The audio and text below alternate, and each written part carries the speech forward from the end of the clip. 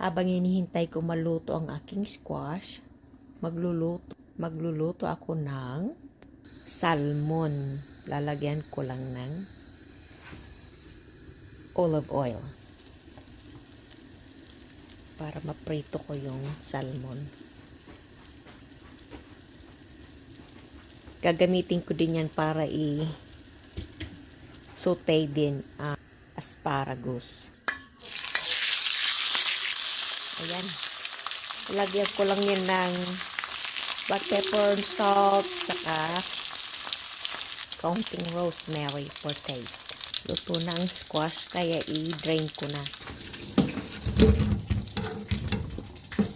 Para i-mash ko ito. Drain na siya sa tubig. Ibabalik ko na sa lagyan ng butter para matunaw. Black pepper. Baliktarin ko itong aking isda. Ayan, crispy na yung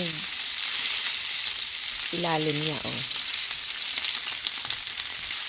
Ganyanin ko para maluto yung makapal na bahagyang isda. Lagyan ko ng gatas.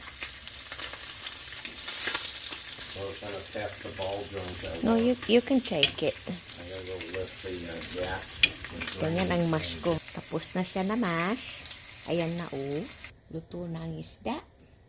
Ito naman ang isusutay ko dito. Ito, ready na ang lunch ni asawa. Enjoy. Bon appetit. Ito naman ang aking lunch. Umalis na si asawa. Dala ang baon niya. So, kain tayo. This is our healthy lunch for today. Thank you for watching. Hope you'll like it.